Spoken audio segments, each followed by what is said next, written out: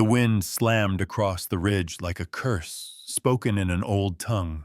Elias Cutter reined in his mare boots, braced in the stirrups, his breath a pale ghost in the early winter air.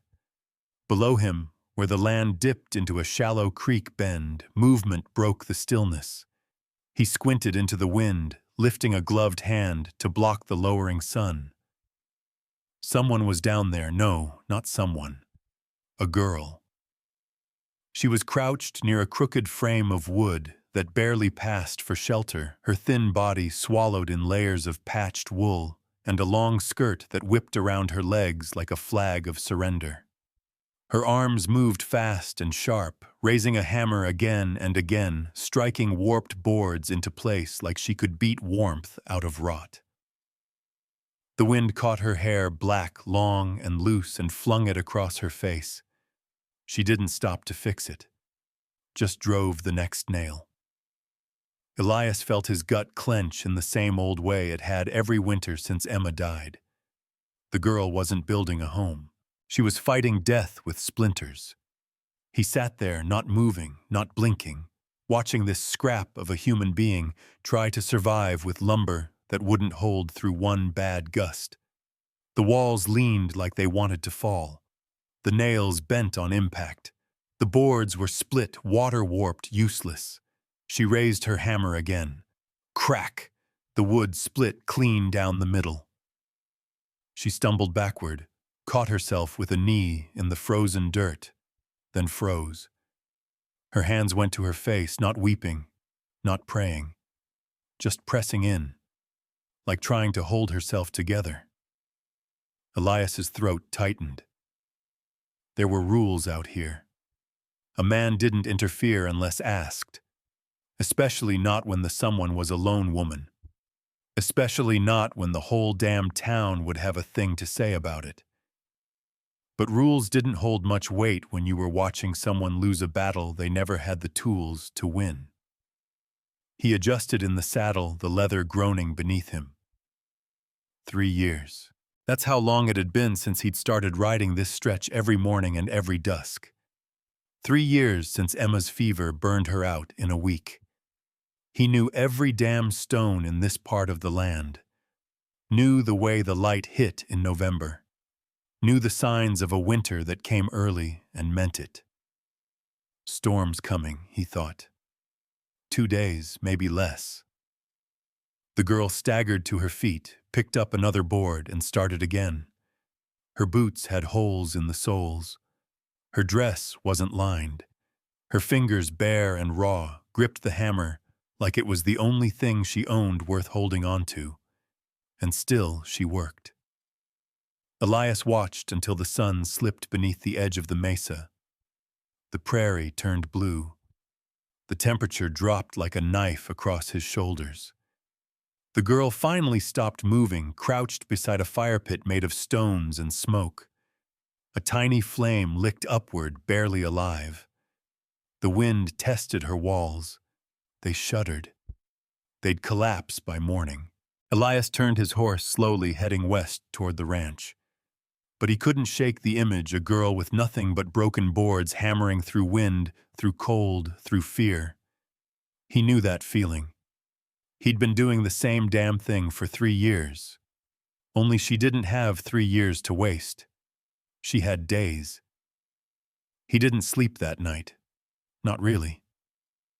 He sat by the stove boots, still on staring at the walls Emma once painted pale green long before life started closing in.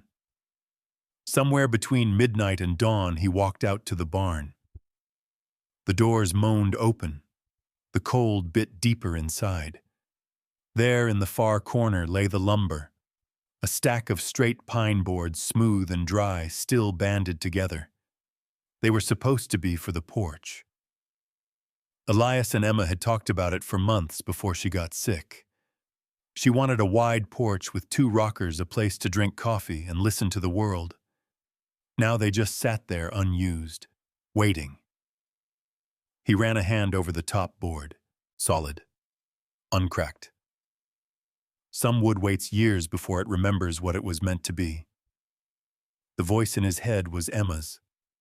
Soft, teasing. He'd ignored that stack long enough. He moved quick after that habit kicking in. Boards, nails, a real hammer his good saw. Rope, a clean blanket, 2 cans of beans, a tin of salve she used to make for rope burn. He packed everything onto the old pack horse. Took care not to wake Lena, who'd tear into him for heading out before dawn.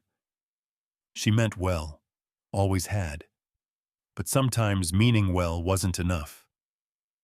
As the first streaks of gray hit the eastern sky, he led the horses out past the gate.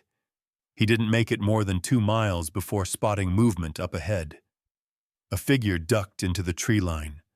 Quick, small. Elias pulled up. A moment later, a boy stepped out barefoot, maybe 12, wearing a coat 3 sizes too big. He had sharp eyes and something shiny poking out of his pocket.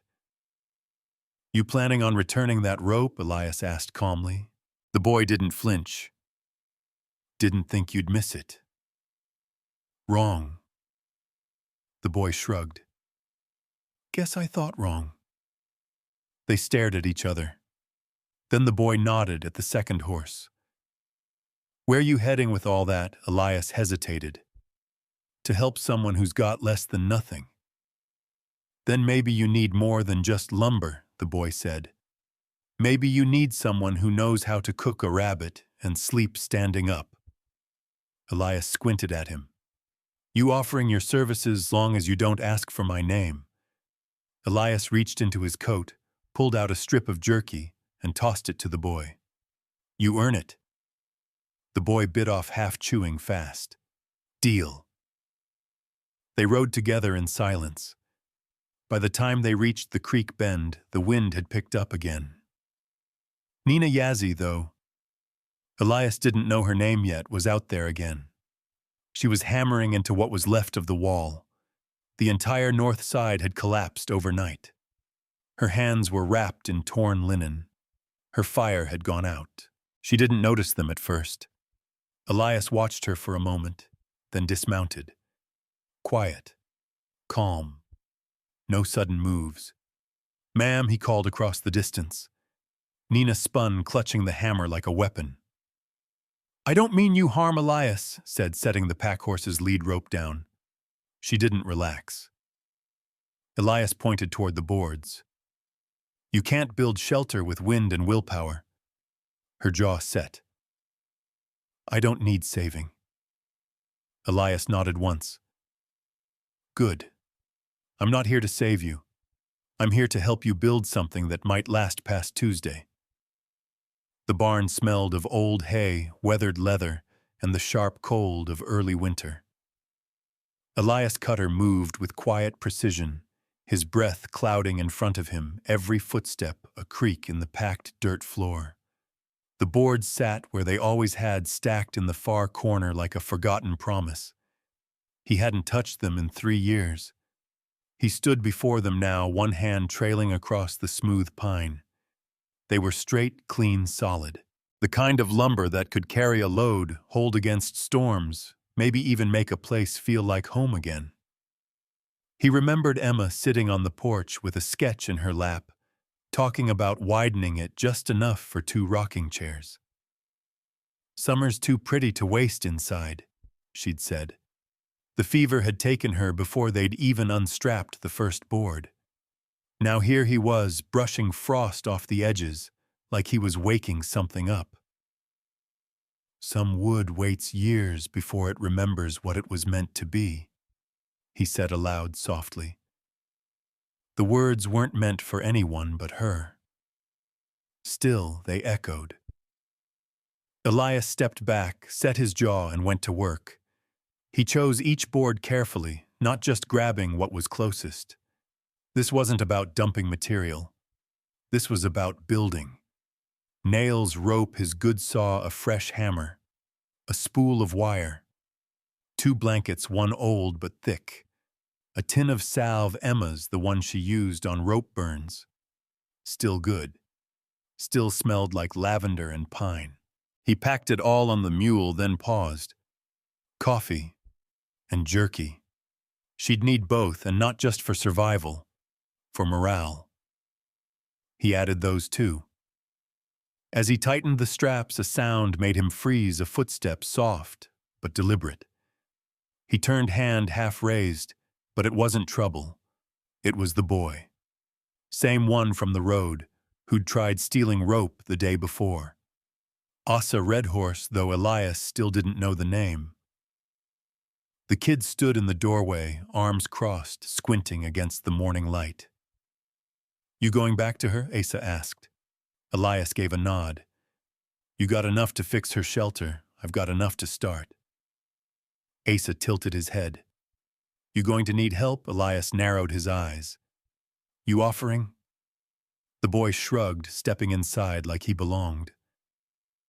"Someone's got to hold the boards while you hammer. And you're old." "I'm not that old." "You're old enough." Elias sighed, tossed him a blanket. "Saddle the pack horse. We leave in 10. Asa didn't ask questions. He moved fast like he was used to picking up and going. Elias watched him for a moment. He had that lean, alert look of a kid who'd gone too long without certainty. Probably half Navajo, judging by the cheekbones. Likely all trouble. But the way he moved, efficient, quiet, no wasted steps, spoke of someone who knew the world didn't give second chances. They left just as the sun broke across the ridge, pale gold on frost-hardened grass.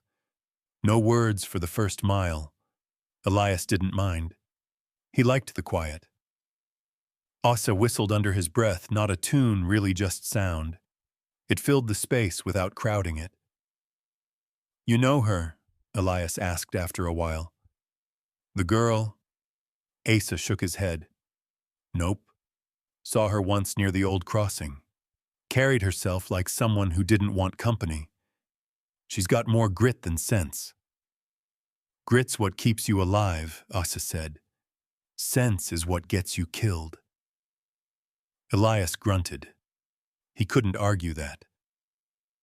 When they reached the bend, Nina was already working. Same hammer, same raw determination.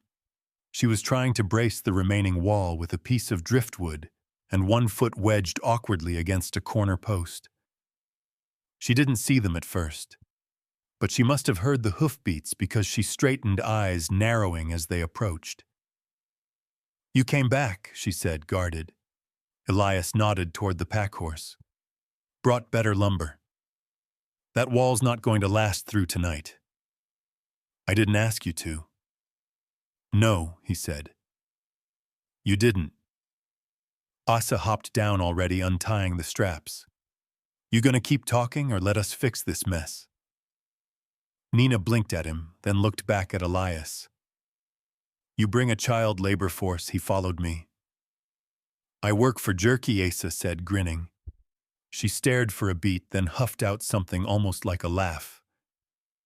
"I don't want charity," she said quietly.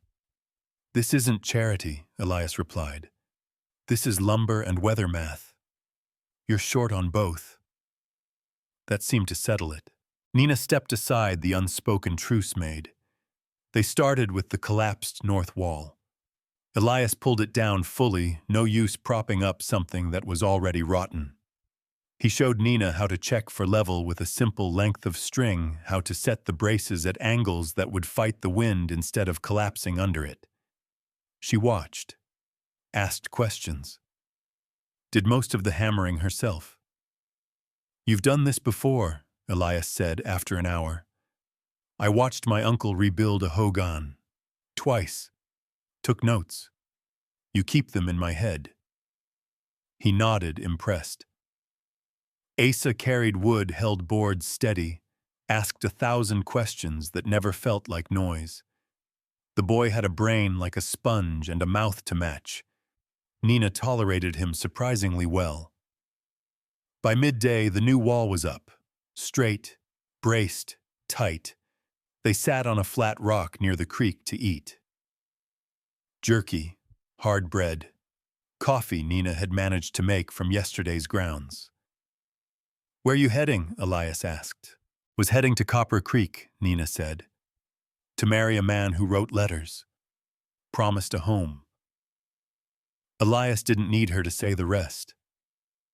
Her face said enough. He was married when I got there. 3 weeks already. Silence stretched between them. The wind whistled low. Asa took a bite of bread. People suck. Nina snorted. You're 12. What do you know enough? Elias stared into the fire. I'm not offering you anything permanent. Not unless you want it. But I've got space, food, work. Nina didn't answer right away. Then, and what do I give in return? Whatever you want to. Or nothing. It's not a trade. She looked at him, eyes wary. Some debts aren't debts, he said. They're decisions. That hung between them for a while. She stood slowly. Let's finish the roof. He nodded. By sunset, the shelter had 4 strong walls, a real roof, and a fire that burned steady. Nina stood inside and looked around like she didn't quite believe it was real. It's not much, Elias said. It's more than I had yesterday. They packed the tools as the sky darkened, stars starting to bleed through the dusk.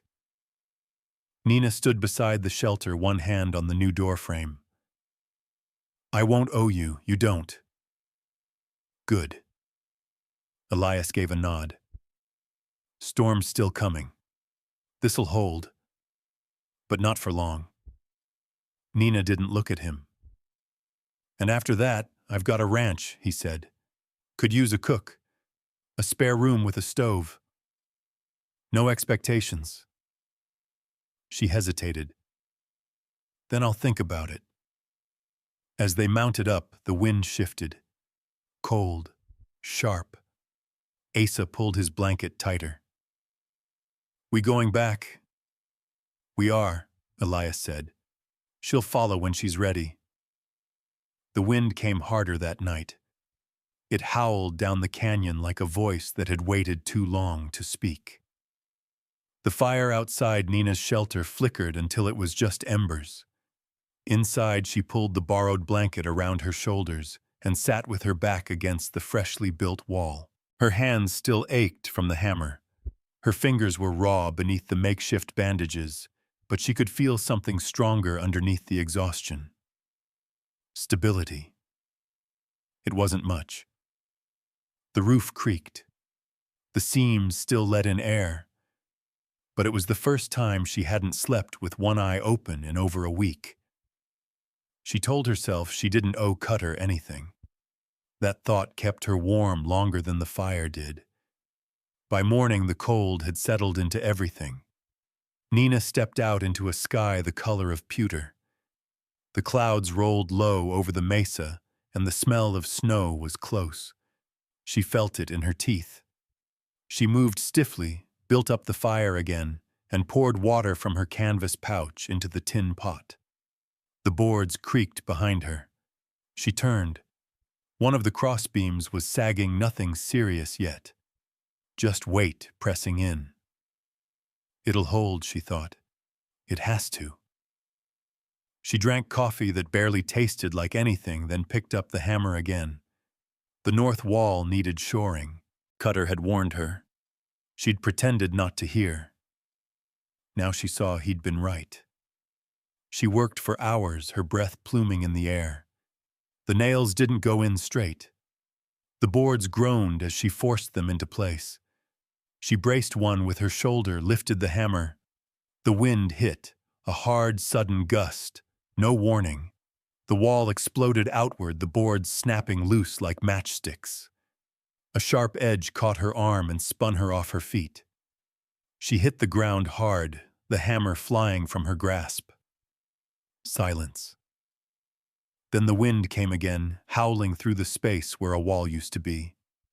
Nina didn't move. She lay there staring at her hands. One was bleeding a split under the knuckle. The other shook without her permission. Her dress was torn at the sleeve. The ground was cold. So was the sky. She didn't cry. She didn't scream. She just stared. Not with rage or panic, but with bewilderment. The kind that settled deep. The kind that kills harm after you'd given everything and still lost. For a long moment she didn't even think. Just was. Broken wall. Broken wood. Empty cold. I don't need saving, she whispered, but it felt hollow now. She sat up slowly, wincing, and reached for the hammer with the kind of robotic determination that doesn't come from hope, but from habit. She crawled to a board, picked it up, held it in shaking hands. Then she dropped it. It wasn't going to work. She could keep hammering until her hands fell off, and it wouldn't matter. This shelter wouldn't hold. Her courage, whatever was left of it, wasn't enough. She sat in the dirt, blood drying on her hand, and whispered to no one.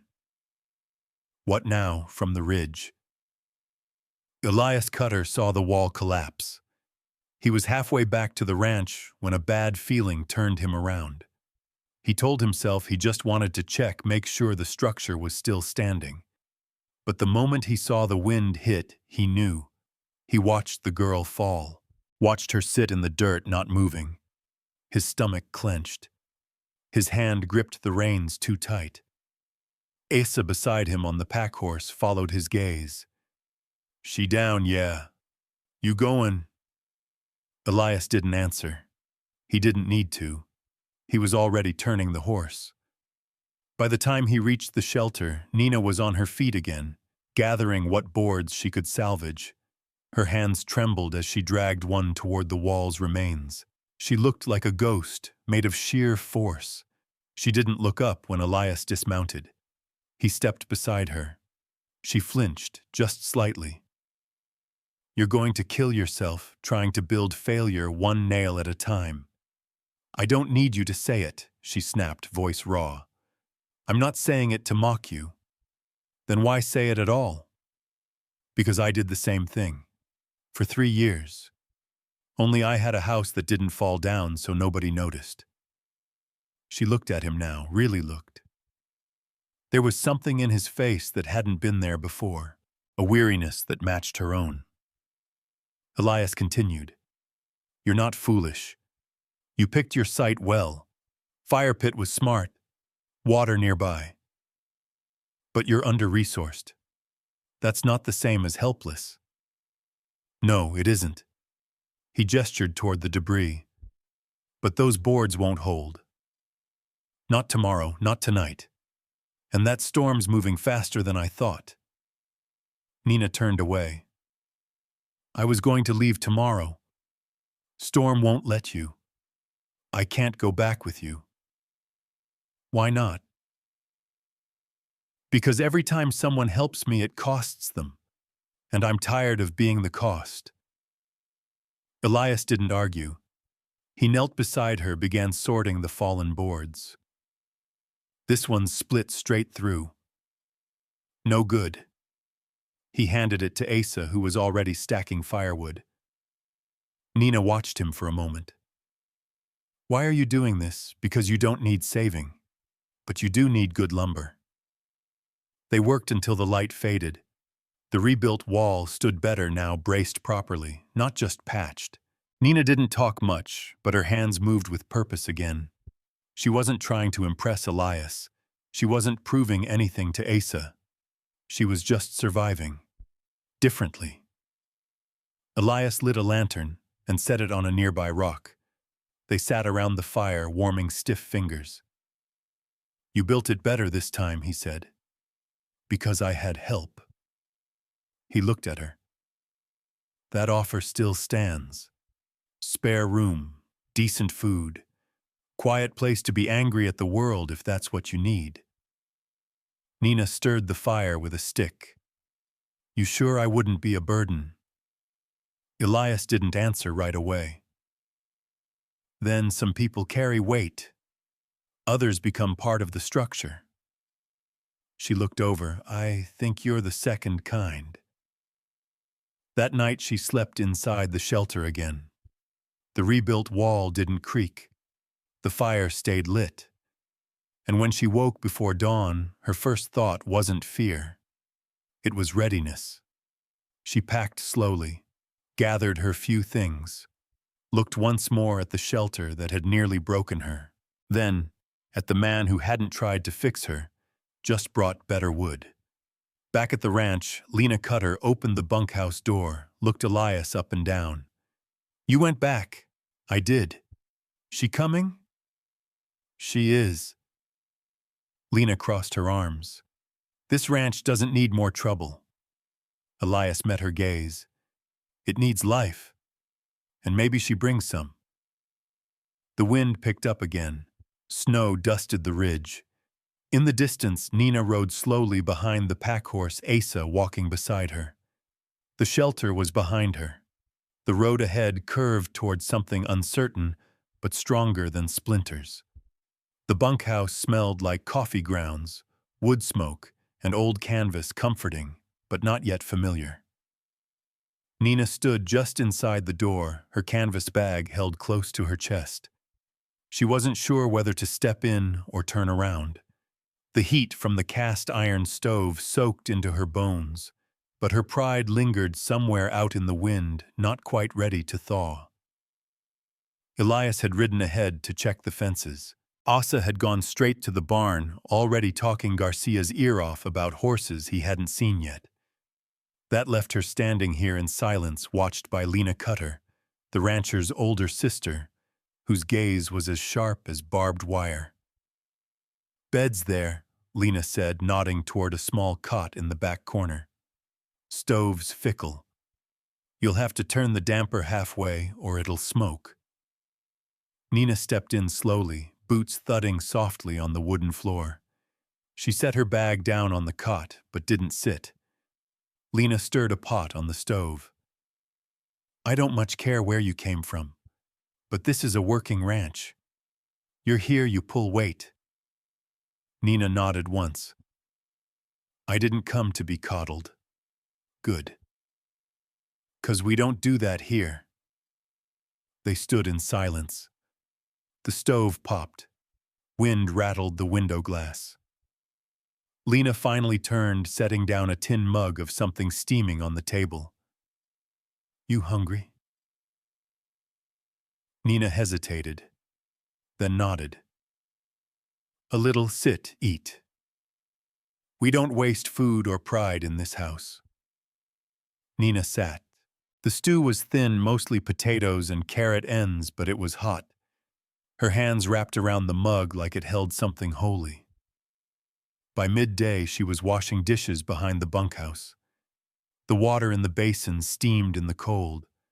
Her fingers ached, but it was a clean ache, nothing like the throb of bruised pride or frozen fear. Inside, Lena sorted dry goods on the shelf. "You any good at organization?" Nina shrugged. "I don't make messes.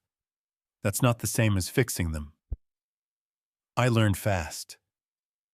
Lena's eyebrow lifted slightly. "We'll see."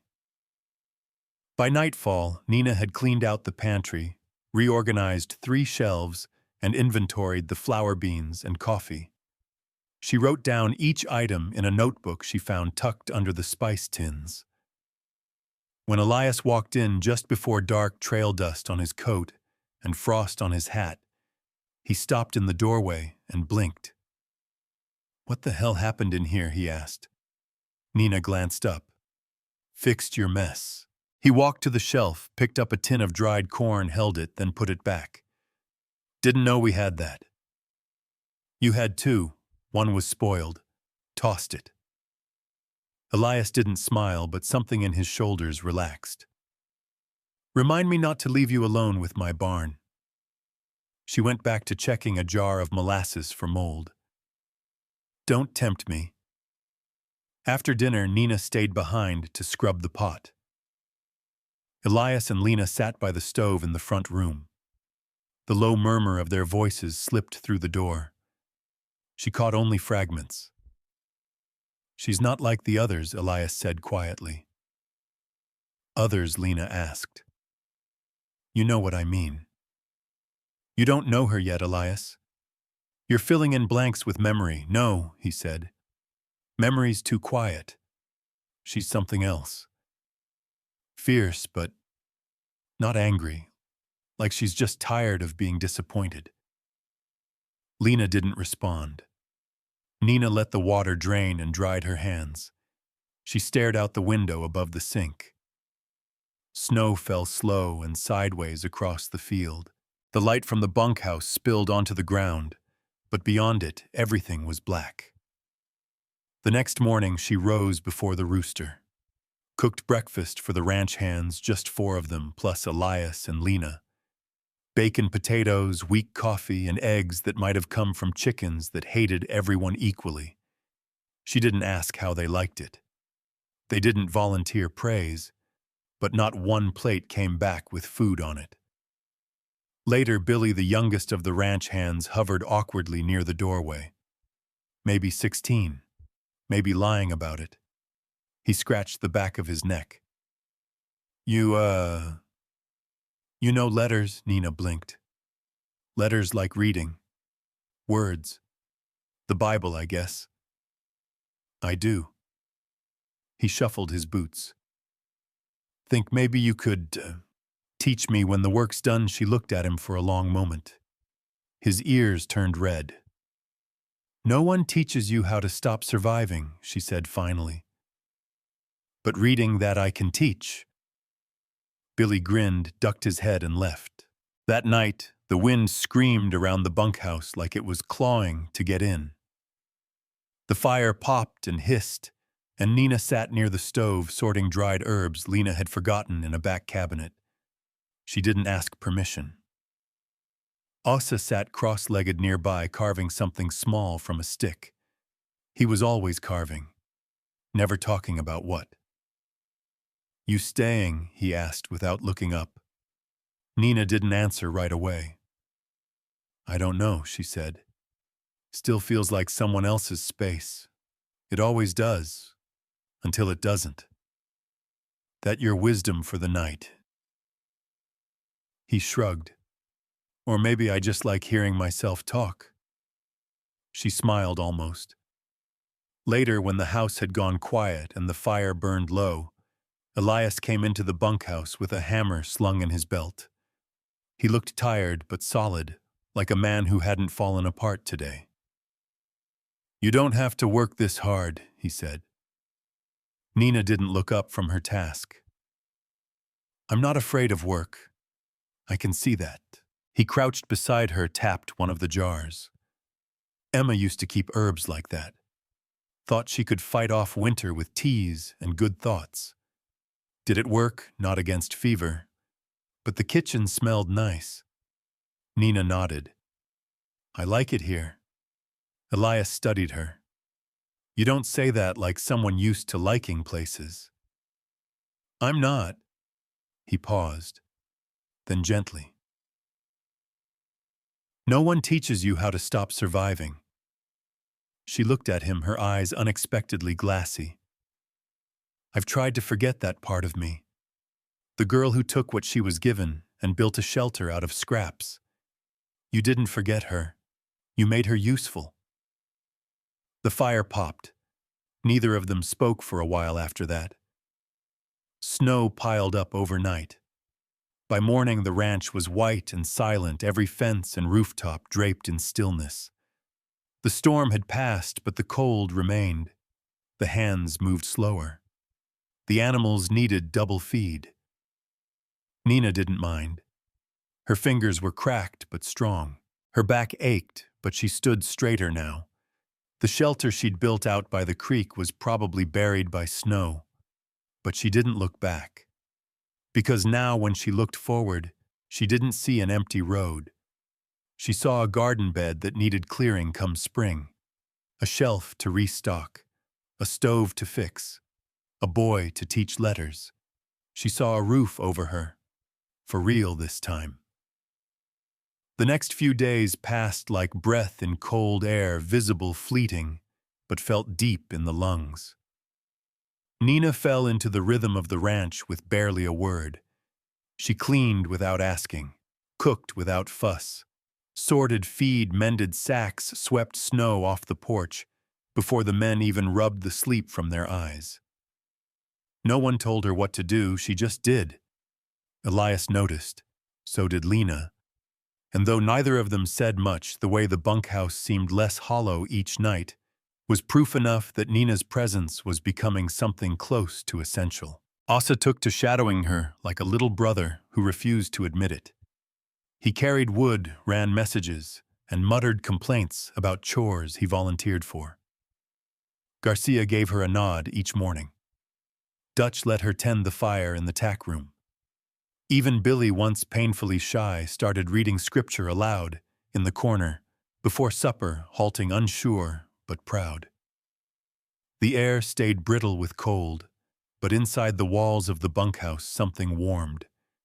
That scared Nina more than she cared to admit, because she knew what happened when things started to feel solid. That's when they fell apart. Elias watched her in the early morning light, standing near the corral with Asa. She was showing him how to braid rope with tighter knots, her hands moving fast, firm, sure. The boy nodded along, eyes squinting in focus, mouth chewing on concentration. She didn't look like someone who had barely survived a snowstorm 2 weeks ago. She looked like she'd always belonged. That thought hit Elias square in the chest, harder than he expected. He turned away from the window, walked to the fire, and picked up the coffee pot. It was empty. Lena came in from the cold, dusting snow off her sleeves. "You've got that look." "What look?" Elias poured himself what was left, thick, lukewarm, and far too bitter. "The look that says you're thinking about something real hard and pretending you're not." He didn't answer.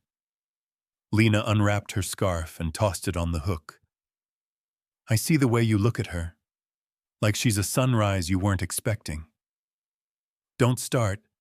"I'm not starting anything. I'm asking if you're sure." "She's not asking for anything. That doesn't mean you shouldn't offer." Elias set the tin cup down harder than necessary. "It's not that simple." Lena folded her arms.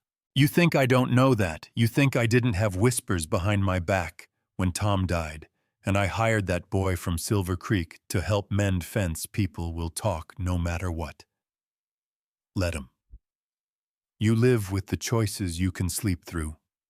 That's all." Elias looked out the window again. Nina had started laughing. Not loud, not careless, but honest. It twisted something in him. Maybe Lena was right. Maybe it was time to stop surviving. He found her near the barn, brushing frost off the salt blocks. The sun hadn't fully crested the ridgeline yet. The air still held that blue tint it got before real light poured in. She didn't look up when he approached. Just said, "You're up late. Didn't sleep well. That coffee'll do that." He smiled just a little. "I need to talk to you." She paused, her hand on the salt. He cleared his throat. "Winter's rough out here. You know that already. It's not just the cold. It's the stretch of it. Months without green, without sound except wind. People go quiet. Animals turn mean. Even the ground forgets how to breathe." Nina looked at him now. Elias continued, voice even. "Come spring there'll be work, garden fence, mending, cooking, stock count. Bunkhouse has a spare room. It's warm. Got a real stove.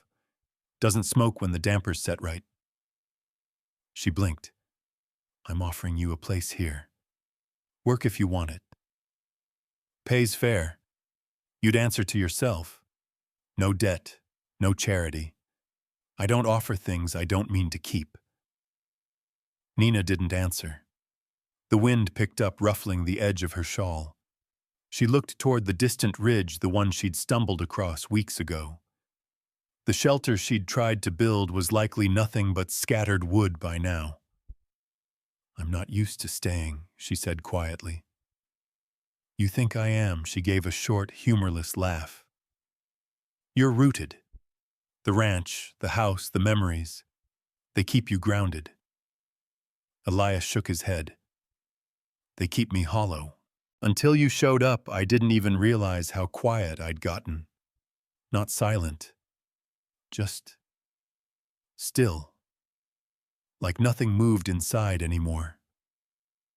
Nina stared at the frost-covered pasture. You're offering work. Yes. You're offering a room, that too. She swallowed. But that's not all you're offering. He didn't answer. He didn't have to. She didn't decide that day. But she didn't leave either. She took longer in the kitchen, spoke softer to Asa, watched Elias more carefully when he moved through a room. The next morning, she scrubbed the bunkhouse floorboards without being asked. The day after that, she restacked the pantry again, this time labeling the jars in careful handwriting. 3 days passed, and on the 4th, she found herself walking with Elias out to the south fence line, just checking posts. It was quiet, comfortable. I've been thinking, she said. He glanced at her. I'm tired of running. Not just the walking kind. The kind where your soul keeps moving even when your feet don't. He didn't interrupt. I'll take the job, she said, if it's still there. It is. And I'll take the room. You'll like the stove, he said. Kicks like a mule but heats fast. She smiled. It wasn't wide, but it was real. Lena didn't say anything when Nina moved her things into the bunkhouse proper. Just handed her a pair of patched gloves and said, barn roof leaks on the east side. Don't bother fixing it yet. Wait until the thaw. Even Garcia gave a small grunt of acknowledgement that sounded suspiciously like approval. Asa just asked if he could keep sleeping by the stove. You snore, Nina said. You breathe weird. They called it even. That night after supper, Elias walked into the kitchen where Nina was drying mugs. You sure about this? She didn't look up, no. He waited. But I've spent too long being sure about the wrong things. Maybe a little uncertainty's the right direction for once. He leaned against the counter. You ever think about building something permanent? I tried once, she said. The wind knocked it over. This time maybe we pick better wood. The wind howled again that night. Not hard, not furious. Just enough to remind them it was still winter.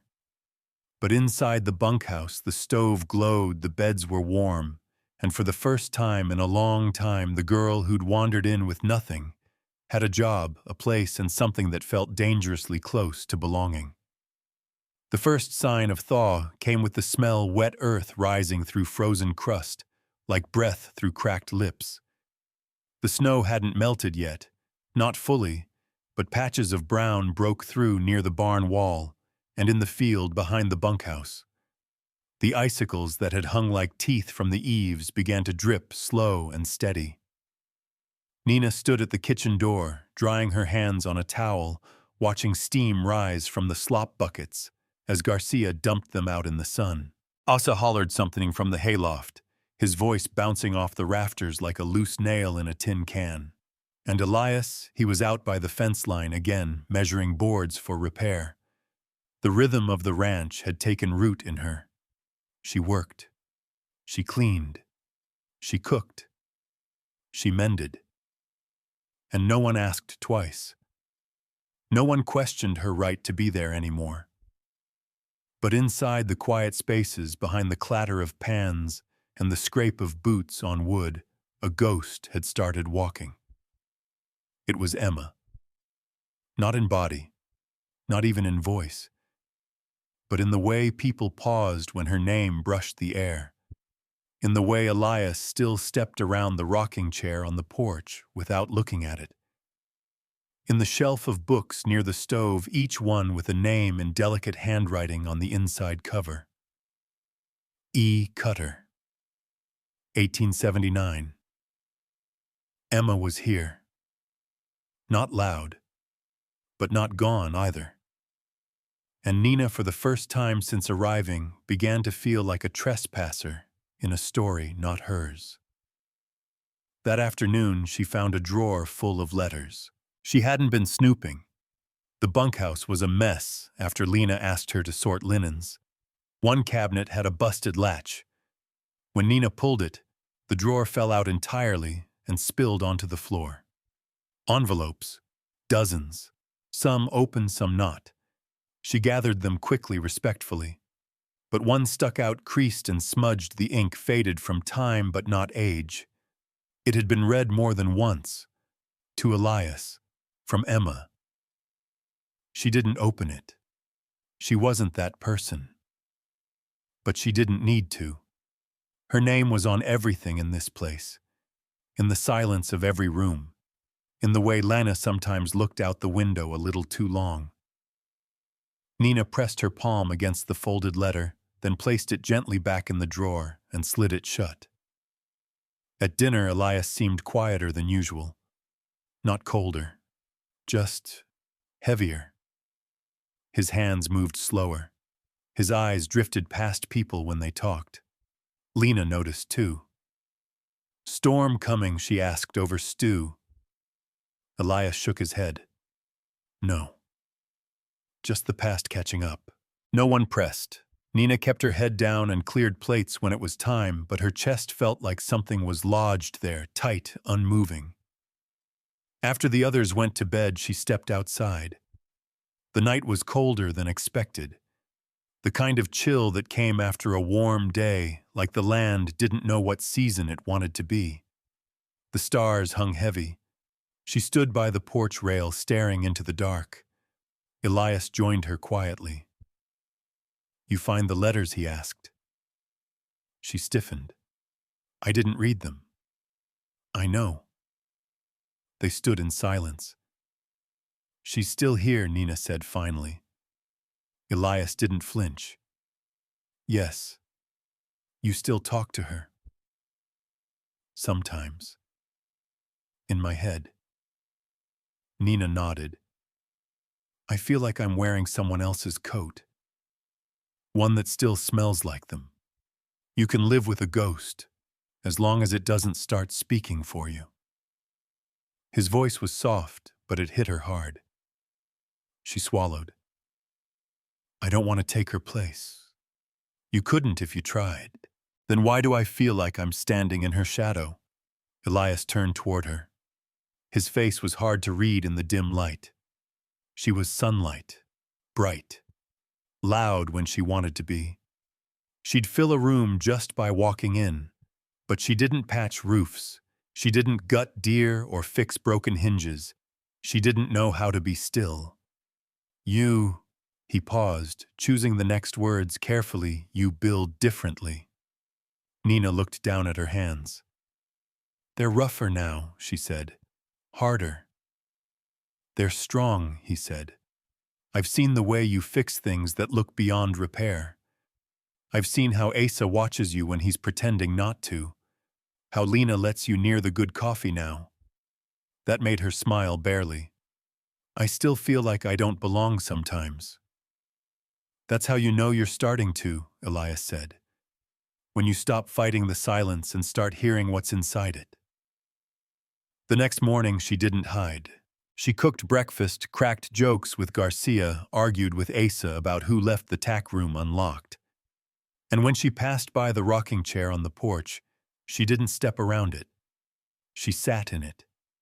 It creaked under her weight. Elias came out a few minutes later, saw her there, and didn't say a word. He just handed her a tin cup of coffee and leaned on the rail.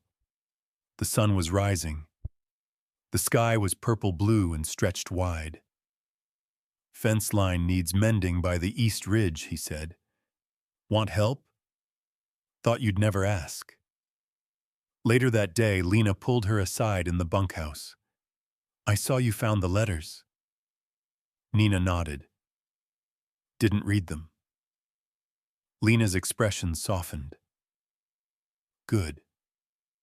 Not because you shouldn't, just because they're not yours to carry." Nina exhaled slowly. Lena handed her a folded apron. "You're making supper tonight." "Your call."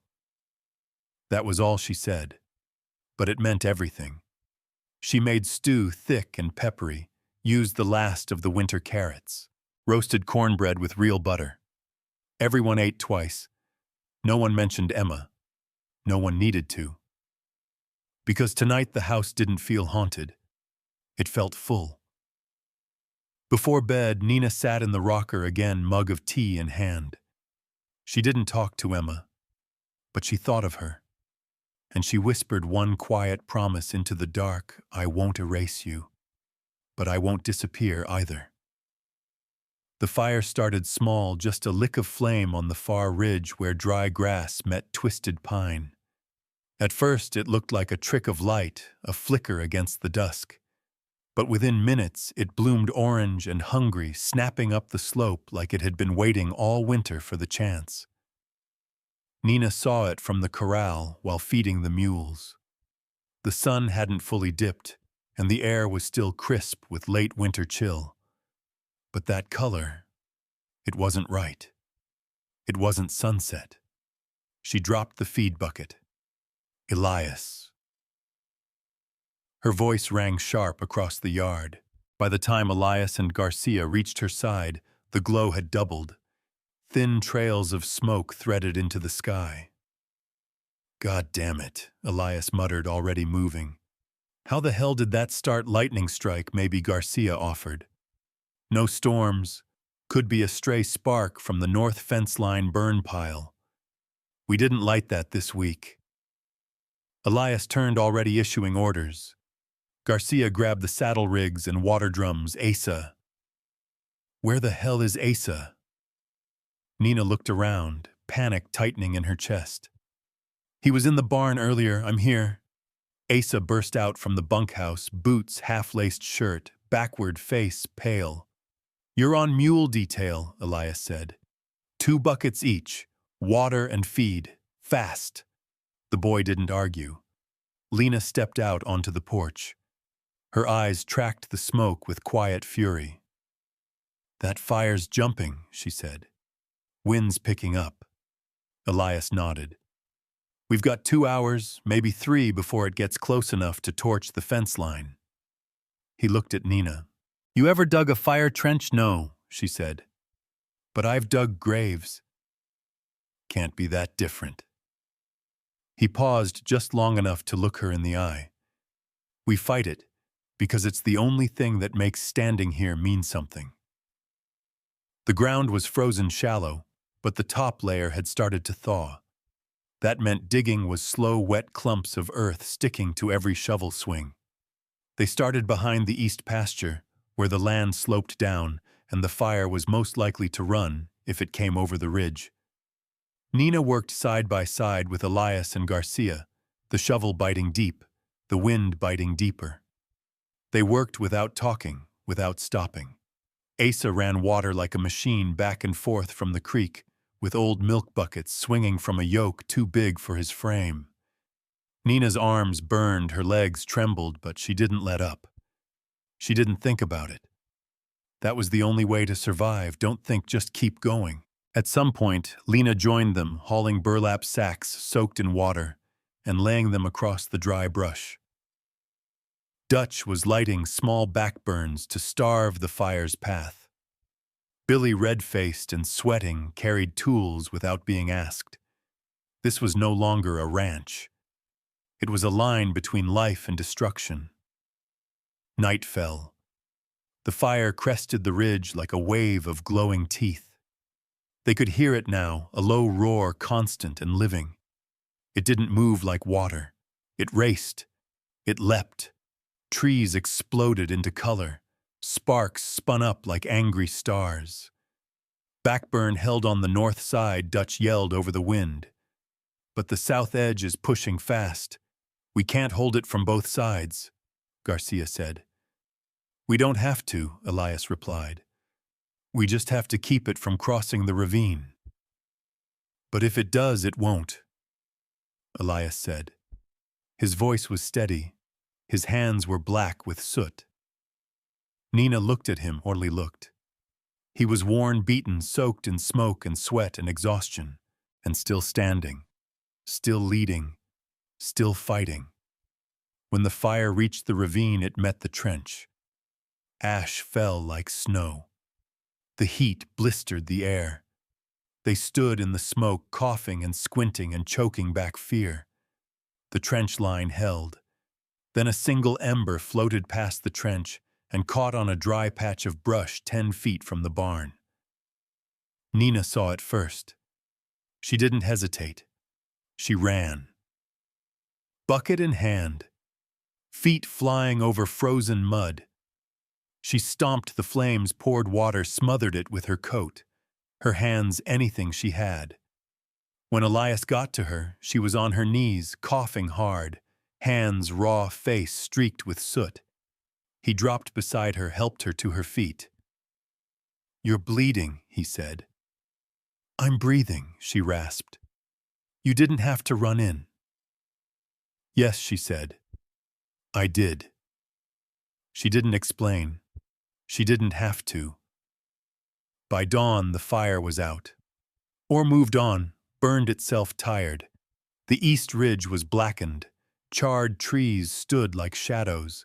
But the barn stood. The pasture was untouched. The ranch was still whole. So were they. That morning, no one ate much.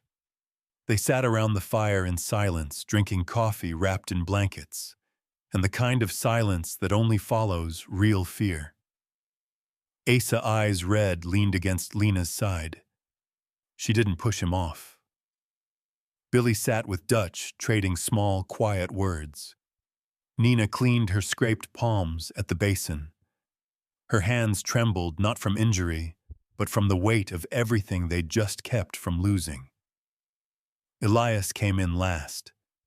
He walked straight to her, said nothing, then placed a clean mug in her hand. "You saved the barn." She shook her head. "We all did." He stared at her for a moment. "You ran into the fire. I've run from worse. That's not the same as surviving it." She met his eyes. "I know." He touched her hand gently, just for a second, then pulled back. Later, she walked the black edge of the pasture alone. The smoke was gone, but the smell remained acrid, earthy, heavy. She bent down and pressed her hand to the scorched dirt. There was warmth left. But below that, the soil was still alive, still damp, still capable of growing something again. That night, the bunkhouse was quiet. No laughter, no noise. But there was peace. And when Nina lay in bed, sore and raw, she whispered into the dark, "Belong here. Even with the ghosts, even with the fire." The strangers came just after midday, when the sun was high, and the wind held that dry, sharp edge that always followed fire. Nina was patching the barn wall when she heard the sound, 3 horses, moving slow but sure hooves, crunching through scorched dirt and gravel. She set down her hammer and stepped out, wiping her hands on her apron. Elias was already outside, leaning on the fence, eyes squinting against the glare. Garcia stood just behind him, hand resting on the butt of his holstered revolver, not drawn, not twitchy, just ready. The riders came in quiet. Dusty hats, long coats. 1 woman, 2 men. The lead rider, tall and lean, with a crooked mustache and an old scar dragging through his right eyebrow, tipped his hat lazily when they stopped. "Afternoon," he said. "Didn't expect to find anyone out this far." Elias didn't smile. "You're not lost." The man chuckled. "Sharp. We heard about the fire. Thought we'd check for damage. See if anyone needed help." Garcia snorted. "You ride 3 hours out of your way for neighborly concern. Guess we're just good-hearted." The woman didn't speak. She looked around slowly, eyes passing over the pasture, the half-mended fence, the barn, and finally settling on Nina. Her gaze held. Something in it felt like a hook. Elias stepped forward, body loose but coiled. "You've checked. We're whole. Move on." The man with the mustache raised both hands. "No offense meant. Just friendly neighbors." "You're not from anywhere nearby," Elias said. "You smell like dried-up creek towns and stories that don't end well." That got a small smile from the man. "You talk like someone who's seen too much." Elias didn't answer. Nina stepped forward, voice quiet but cutting. "Some people leave ashes behind. Others come looking for the match." The woman blinked just once, then turned her horse. "We're not here to start anything," she said. First words she'd spoken. Her voice was soft, but it had iron in it. "We'll be moving along." The three of them turned without another word and rode off slow and measured, like they were in no hurry to reach wherever they were going or return from it. That night, tension rode the walls of the bunkhouse like a second wind. Asa sat close to the fire asking too many questions. "You think they're from out east? Maybe that mining town past Levada could be bounty hunters, or scouts, or they're nothing good," Lena cut in flatly. She poured coffee like it was medicine. "Men who ride that quiet usually ain't delivering blessings." They knew something Nina said mostly to herself. Elias glanced over. "They weren't looking at the ranch," she continued. "They were looking at me." No one spoke for a long beat. Garcia finally said, "You want to tell us what kind of trouble rides with eyes like that?" Nina stood. Her shoulders stiffened, but her chin didn't drop. "I don't know them," she said, "but I've known their kind. And they don't knock unless they're measuring the door." Elias leaned back in his chair, hands folded across his chest. "They'll be back." "Yeah," Nina said. "They will." The next morning, she saddled up before dawn. Rode to the creek trail where the earth still bore fresh hoof prints. 3 horses, all headed west but slow, meandering, like they wanted to be seen. She followed for a while, then stopped at a bluff overlooking the canyon. Memories surged like cold water. A wagon burning in the dark. Boots stomping through mud. A voice yelling her name, not kindly, not gently. A hand pulling her back, then letting go. She shook it off, but her fingers had curled around the reins so tight, her knuckles ached. The truth was, she didn't know what past those riders carried. But she knew how fast a past could become a present. When she got back to the ranch, Elias was waiting by the gate. "You followed them, I tracked them," she corrected. "You worried, well." She didn't answer for a moment. "Yes." Elias nodded. "Then so am I." They walked back to the bunkhouse in silence, side by side, boots crunching gravel and half-frozen dirt. The wind had picked up again. It smelled of charred pine and something worse, something unfinished. Inside, Lena had posted Asa to watch the trail with the spyglass Dutch kept stashed near the barn. "I'm not a lookout," Asa muttered. "I'm 12. You're 12 with eyes and time. Get up there."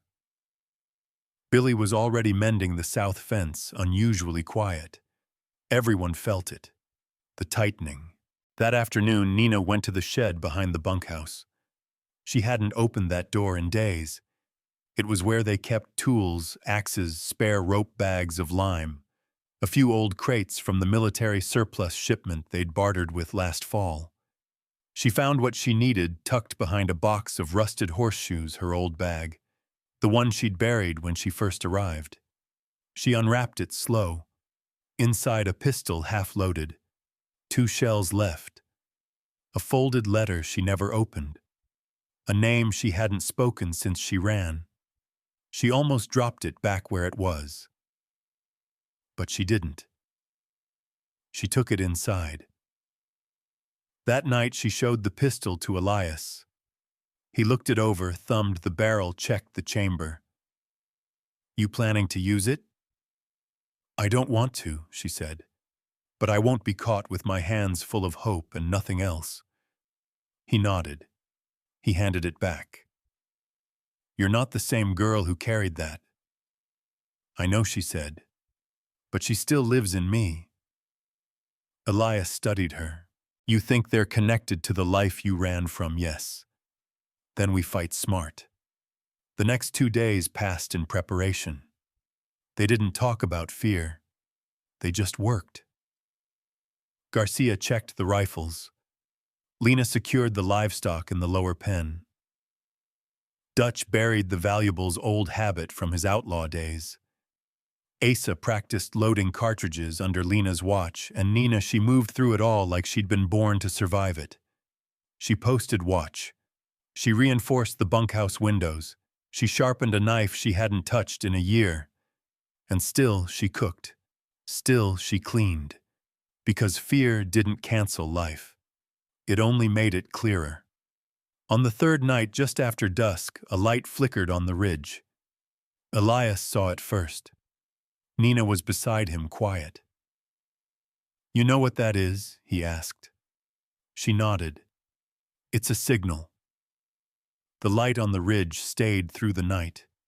Faint flickering but deliberate, like a whisper refusing to fade. Nina didn't sleep.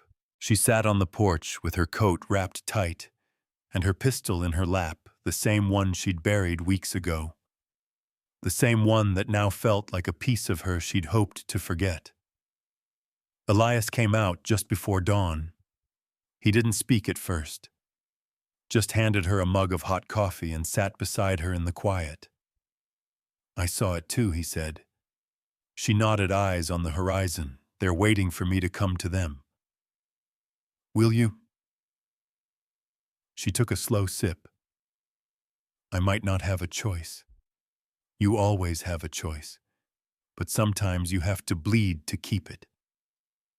Elias turned his head and studied her. "You know who they are?" "One of them does," she said. "The woman." I didn't recognize her face, but the way she looked at me, like she already knew what was under my skin. He waited. "Her name is Marla. Used to ride with a crew out of Eldon Hollow. Mean bastards. Worked freight lines and river towns. Took more than they gave. Were you part of it? No. But I traveled with someone who was, for a while." She fell quiet, gripping the mug like it might shake from her hands. "His name was Judd. Thought he could protect me. Turned out he just taught me how to run faster." Elias didn't flinch. "He alive, I think so. But that woman. She was his second. Smarter than him. Meaner, too. If she's out here, she's looking for more than conversation. Money or leverage. Or you." "Yeah." They gathered the ranch crew in the barn just after sunrise. Elias didn't bark orders, but his tone had the steel of someone who expected to be obeyed. "They're not here by accident," he said, pacing slow across the hay-strewn floor. "They know something about Nina. That makes them dangerous. Not just to her. To all of us." Garcia crossed his arms. "We stand or we fold. You know where I land." Lena nodded once. "This land's seen worse than 3 riders. We're not scared of smoke and old ghosts." Billy, nervous but firm, said, "I ain't letting them take her." Nina glanced at the boy. He flushed, but held his ground. She looked at all of them. Every one of these people had taken her in when she was nothing but smoke and bone. Everyone had a reason to walk away from her right now. None of them did. "I won't bring this place down," she said. "If I leave, they'll follow me." Elias turned to her. "They're already following. Doesn't matter where you run." So we stand. We stand. By afternoon, the riders came back. Same 3, same pace, No urgency, just pressure. Marla rode in front this time. Nina stood waiting at the edge of the corral. Elias and Garcia were close behind. Lena stood just inside the barn doors, hands on her hips like she'd seen one too many storms roll through, and wasn't impressed by this one. Marla stopped 10 paces short and smiled an expression sharp as glass. "Well," she said, "didn't expect you to be here, girl. Figured you'd still be running." Nina didn't flinch. "I ran until I stopped. You found me. Say your piece." Marla tilted her head. "Where's Judd dead?" The smile didn't slip. "He wasn't when I saw him last. He is now." One of the men shifted in his saddle, uneasy. Marla's eyes narrowed. "You kill him," Nina didn't answer. "You always were the quiet kind," Marla said. "Never liked that about you. Thought you were soft." "Soft doesn't survive this long," Nina said. "Fair." Marla scanned the ranch. "Nice place." "You play rancher now," Nina held her ground. "It's not mine." "That a warning or a confession?" "It's a promise." Marla's smile thinned.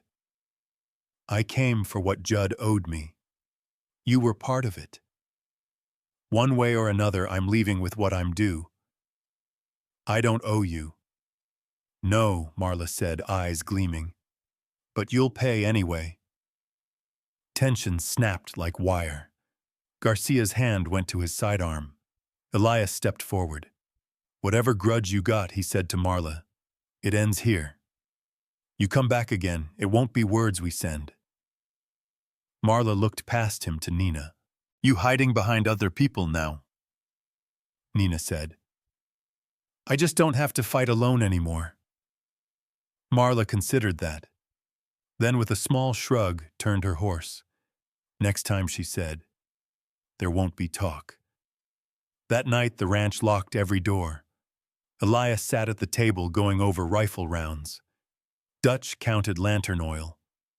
Lena mapped every route to the creek and every exit off the property. Nina stood in the doorway, arms folded. "You knew she'd come back," Elias said. "I did.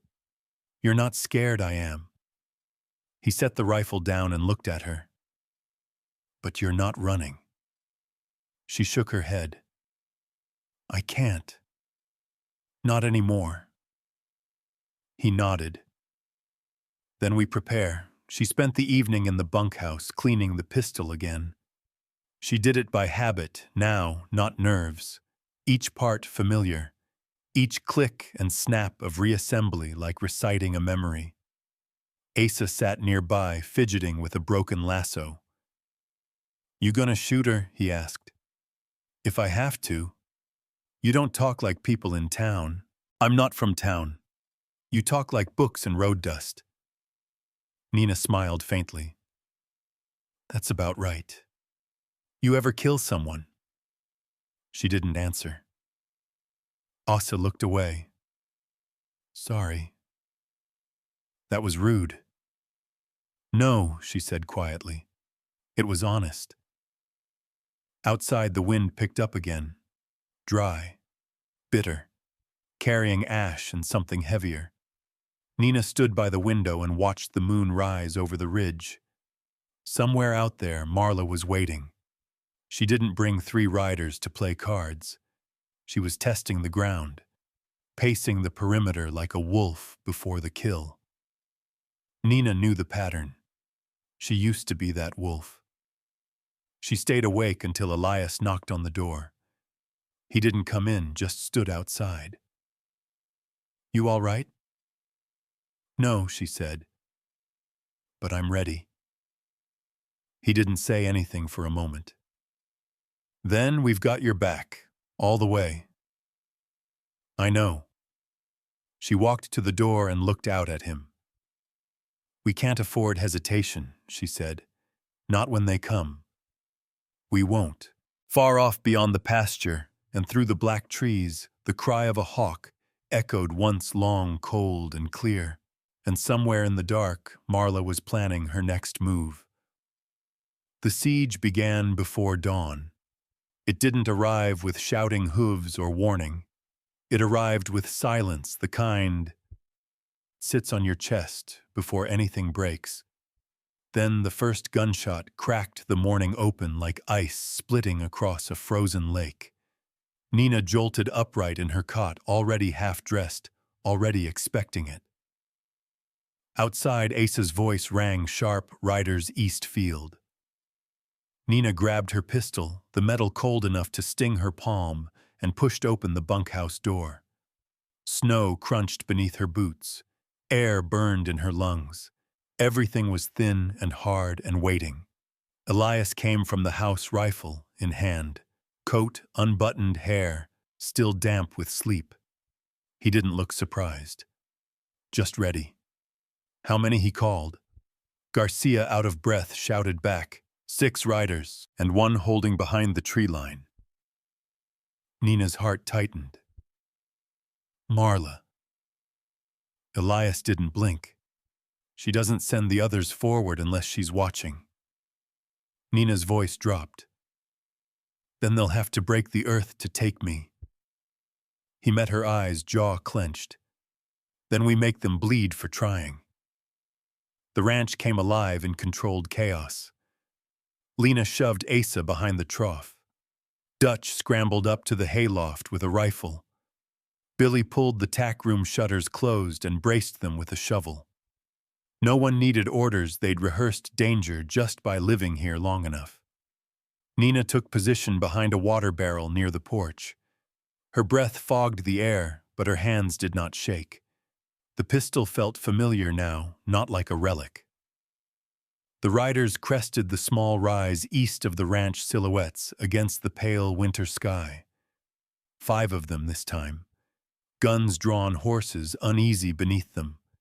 They stopped 20 yards from the outer fence. Then the 6th rider appeared. Marla. Calm, collected. Smiling like she'd already picked the graves. She rode forward alone and stopped at the fence, eyes scanning the yard with slow, predatory interest. You folks sleep light, Marla called out. I like that. Elias stepped forward, rifle steady but lowered. Last warning, turn around. Oh, I don't take warnings, Marla said. I give them. She turned her gaze to Nina. There you are. Nina stepped out from behind the barrel. What do you want, Marla? You know what I want. Marla tilted her head. Closure. Payment. A debt settled. You pick the word. I owe you nothing. Judd owed me. You ran with him. That makes you part of the debt. He's dead. That ends it. Funny how people say that like death closes books. Marla shifted in the saddle. I say it just keeps them from talking. Nina didn't look away. If you came for money, I don't have it. Don't need it. What then? Marla's smile sharpened. You. Alive or dead makes no difference to me. But you're coming. Elias moved, stepping between them. You try to take her, you'll have to walk through all of us. Marla didn't blink. You really want to die for someone you barely know? Elias leveled his rifle. Her past doesn't erase her now. Nina felt something twist inside her, fear, gratitude, something sharper than both. She wanted to shout at him, to fall back, to not put himself in the path of ghosts that weren't his. But she stayed still. Marla laughed softly. You think she told you the truth? All of it. She told me enough, Elias said. Enough for what? For me to stand here. Marla's smile vanished. Well then. She turned her horse slightly. Have it your way. Her hand snapped up. Gunfire erupted. Bullets tore into fence posts, kicked up dirt, shattered a lantern hanging from the porch. Horses screamed. Asa ducked behind the trough. Lena swore and dragged him farther back. Garcia fired a clean, controlled shot that grazed one rider's shoulder and sent him tumbling. Dutch's rifle cracked from the hayloft, dropping another rider's horse to its knees.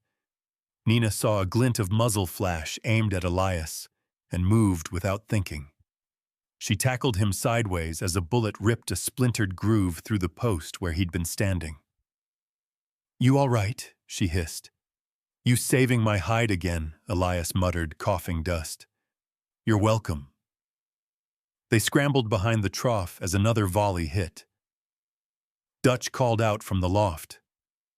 "They're circling east, trying to flank." Nina peered over the edge. Marla hadn't moved from her place at the fence.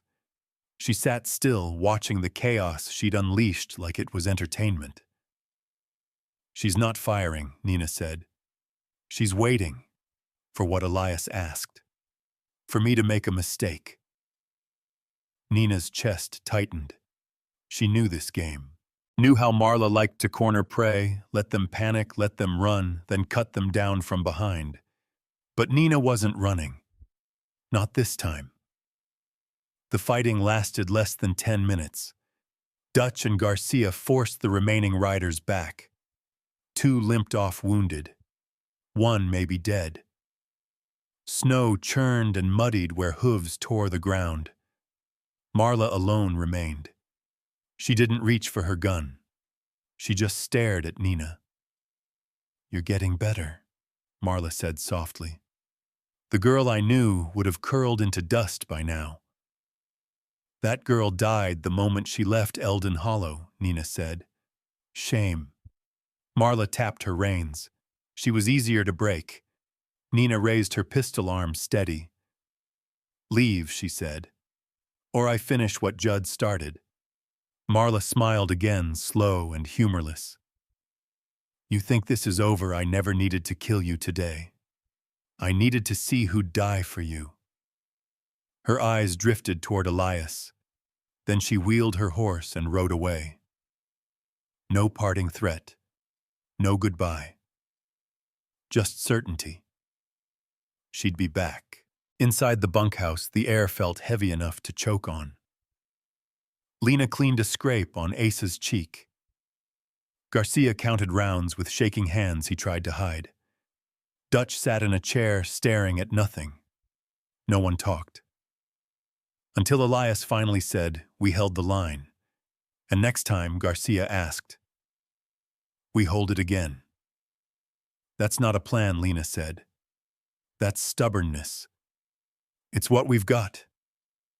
Nina stood near the stove, staring into the fire. The flames cracked bright and defiant, licking at the iron grate. Her voice came low. "This time the roof holds." Elias looked at her. "You sure?" "Yes," she said. "Because I'm done running. Done hiding. Done letting ghosts choose my steps." She turned to the room. "I stay. And whoever comes for me next time, they face all of us. Not because I deserve saving, but because I've earned standing here." Lena studied her for a long moment, then nodded once. "Good." "We needed clarity," Garcia muttered, "and more bullets." Asa tugged on Nina's sleeve. "I'm glad you didn't leave," he whispered. Nina put a hand on his back. "Me too." That night, Elias walked her to the porch. The snow was falling again, soft, slow flakes that glowed in the lantern light. "You all right?" he asked. "No," she said honestly. "But I'm stronger than I was. Stronger than them." She didn't answer. He took a breath. "Spring's coming. Slowly. But it's coming." She nodded. "I'll be ready." He looked at the roof above them, patched after the fire, sturdy now. "We'll all be ready." As the snow thickened, Nina stared out toward the ridge where Marla disappeared. There would be another fight, another reckoning. She felt it in her bones. But for the first time in years, she felt something else beneath the fear, a foundation, a place that held, a place she would defend with everything she had. The snow finally melted 3 weeks after the siege. Slow at first, trickles through the pasture, frost turning to puddles in the shadow of the barn. Then suddenly, as if the land itself decided it had suffered long enough, everything shifted. The sky opened wider, the soil darkened, and the ranch exhaled. Spring had arrived, not soft, but earned like a breath taken after almost drowning. Nina stood in the garden with her sleeves rolled, boots caked in mud, and a spade in her hand. The ground was thick and cold beneath the surface, but it was workable. Living. The frost had killed last year's roots, but now it made room for new ones. Lena passed her a sack of seed potatoes.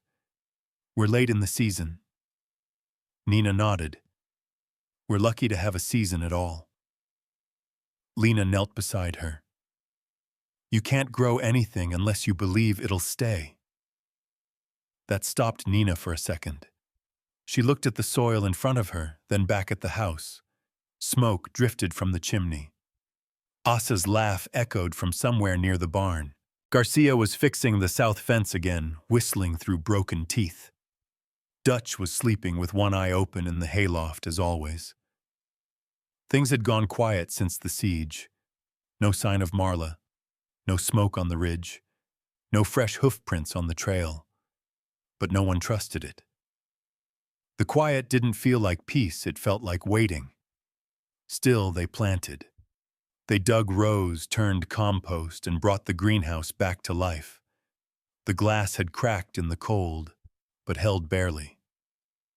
Inside, the air stayed warm, and the seedlings they'd started months ago now had space to stretch. Nina spent hours in there, alone, replanting peppers and squash and tomato starts. The work was patient. No adrenaline, no strategy. Just dirt, and breath, and time. It steadied her hands. And yet every time she looked over her shoulder, she half expected Marla's face in the glass. That night, Elias found her on the porch. She was oiling a pair of garden shears cross-legged on the steps. "You don't have to sharpen those like they're knives," he said. She smiled faintly. Old habits. He sat beside her, pulling a small pouch of tobacco from his coat. "Quiet out here. For now." "You think she's gone?" "No." "Me neither." He rolled a cigarette slowly, hands moving without thought. "You planting for the long term, I'm planting because it's the only thing I can do today that doesn't feel like waiting." He lit the cigarette and blew smoke toward the stars. "I've been here 9 years," he said. "Through drought fire, rustlers' taxes. But I've never seen this place hold like it did last month." "You mean during the siege?" "No. I mean afterward. It's like the ground decided to stand with us." Nina looked down at the shears, then out at the fields. "It's the first time I've felt rooted," she admitted. "Scary feeling, isn't it?" "Yes. But I'm tired of living like the wind." Elias nodded. "Then stay. Build. Risk it." She didn't answer, but she didn't argue either. Over the next few days, the garden began to take shape. Asa dug trenches for beans. Lena mapped the rotation of crops like a general planning a campaign. Garcia brought back chicken wire from town and set up fencing to keep the deer out. Even Billy helped spread compost, grumbling the whole time, but never quitting. Dutch carved wooden markers for each row, hopeful tomatoes, mostly dead onions, and please don't die again beans. His humor was dry, but Nina knew it meant something that he made them at all. One morning while Nina was watering the starts in the greenhouse, She found a folded paper on the workbench. No handwriting, just one line. You can plant all you want, but roots don't stop storms. Her blood ran cold. She checked the door. It was locked just as she'd left it. Someone had come through the window. She didn't tell the others. Not yet. Instead, she burned the note behind the barn and stared at the ashes until they floated away. A few nights later, Elias hosted a small supper in the big house, just stew and coffee, but it felt like something normal. A ritual. Everyone showed up. Even Dutch bathed. They talked about harvest plans. Dutch told a story about a mule that bit a sheriff. Garcia joked about renaming the ranch Ghost Hill. Asa pretended not to fall asleep at the table. But Nina barely touched her stew. Her eyes kept drifting to the windows, and every creak in the floor made her twitch.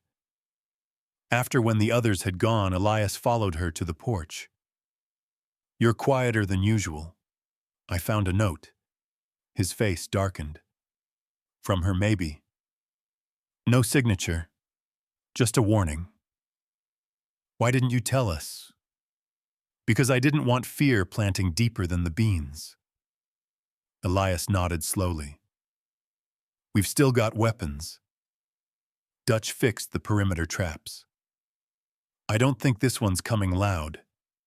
I think she's coming soft, quiet, like she wants to undo everything one brick at a time." "She won't.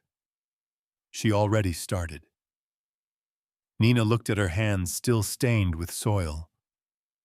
"I've never had anything worth defending like this," she said. "Not just the people. The place, the green things, the breath between storms."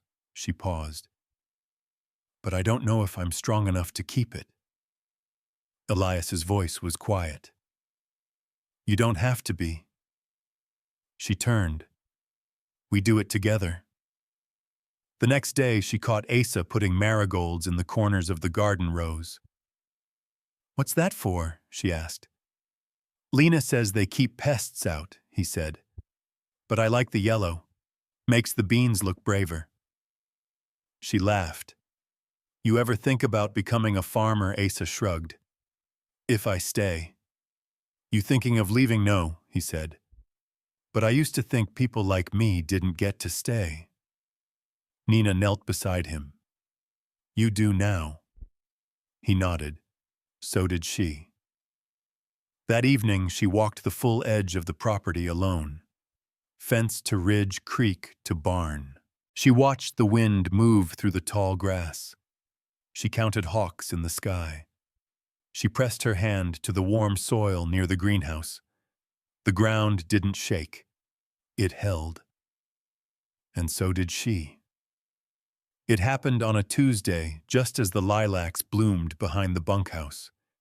Nina had been tending the cucumber rows when she heard the sound, hoofbeats slow and deliberate, like someone unafraid to be noticed. She stood up straight, wiped her hands on her apron, and looked toward the trail. Marla. Alone this time. No gunman. No smoke. Just her in that same worn coat with that same quiet confidence. But something was different. The way she sat in the saddle. The way her eyes didn't scan for targets. She wasn't here to fight. Elias came out of the barn, rifle in hand, but Nina shook her head. "No," she said. "Let her come." Lena appeared in the garden doorway, brow furrowed. Asa peeked from the porch, mouth tight. Dutch didn't move, but Nina knew he'd seen her. They were all watching. Marla stopped 10 feet from the garden gate and dismounted. Her boots hit the dirt like punctuation. Nina stepped forward. The space between them was thick with old memories and the ghosts they carried. No one spoke. Finally, Marla broke the silence. "You were right," she said. Nina didn't reply. Marla looked around at the greenhouse, the rows of sprouting green, the freshly painted bunkhouse. "It's beautiful," she said. "Never thought you had this in you." "I didn't," Nina said. "Not before."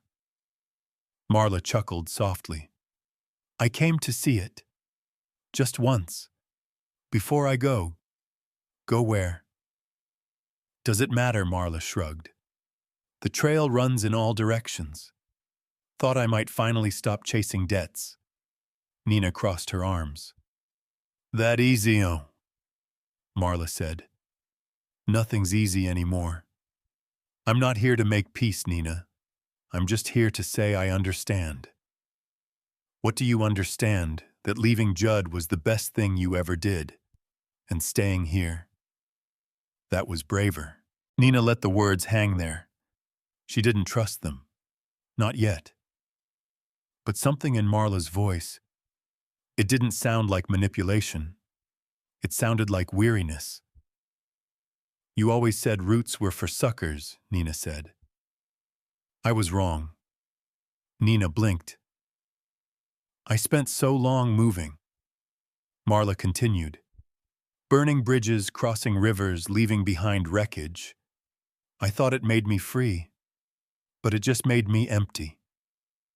She took a breath. When I read your letter, she said I wasn't angry because you betrayed us. I was angry because you believed you could be something better. And deep down, I didn't. She looked Nina in the eyes now, no sharpness, no smirk. I do now. The silence between them wasn't hostile anymore. It was something else, something softer. Forgiveness. Maybe not yet, but understanding, yes. Nina stepped closer. Why now? Because people like us don't get many chances to end things without blood. I wanted to take one before it's gone. Marla reached into her coat, slowly. Nina's hand tightened around the handle of her garden shears instinct, but Marla only pulled out an envelope. Old, worn. Nina recognized the paper. Her letter, I kept it, Marla said. Could have sold it. Could have turned you in, I didn't. Why? Because somewhere along the road, I figured out that vengeance just keeps circling back. You put it down or it eats you whole. Nina took the envelope. She didn't open it. Didn't need to. It doesn't own me anymore, she said. I know. Marla nodded once, then stepped back. She turned toward her horse, but paused. You ever find peace here? She asked. Nina thought for a moment, looked at the soil beneath her feet, the rows of green behind her, the people watching from a distance but not interfering. I found something better than peace, she said. I found a life. Marla smiled just a little. Don't waste it. Then she mounted her horse and rode off, the dust rising gently behind her. No drama, no threats. Just an ending. Maybe not a perfect one, but a human one. That night, Nina sat on the porch with Elias. The stars were brighter than usual. The kind of clear sky that made you believe in something, maybe not God, but at least tomorrow. She's gone, Elias asked. Yes. He waited a beat. How do you feel? Like something unhooked inside me, she said. Something that's been pulling for years. Is it gone? No. But it's not dragging me anymore. He passed her a mug of coffee. It was too hot, too strong, and perfect. She said it was beautiful here, Nina said. She wasn't wrong. She wasn't right either. He raised an eyebrow. It's not beautiful because it's perfect, she said. It's beautiful because we built it anyway. Elias nodded.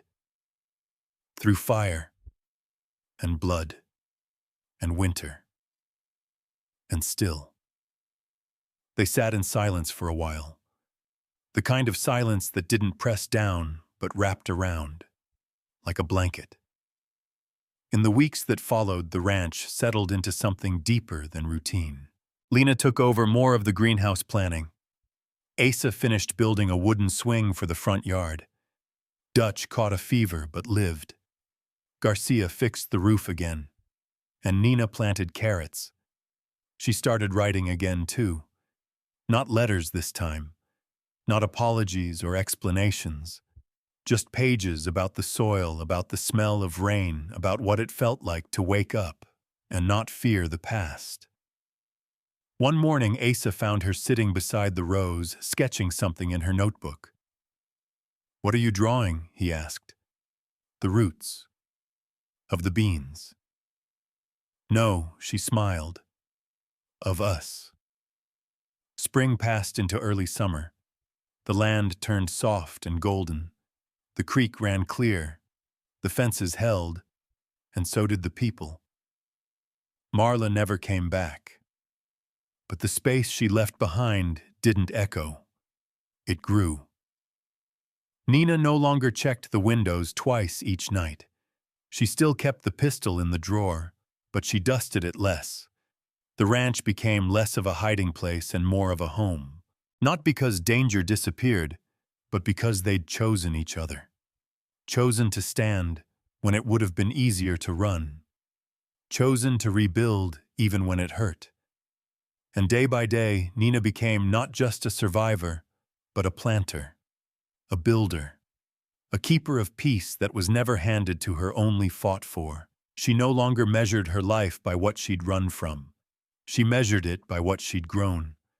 And somewhere in the quiet between chores and coffee and sunrises, she finally understood the past could visit, could knock, could even threaten. But it couldn't own her. Not here. Not anymore.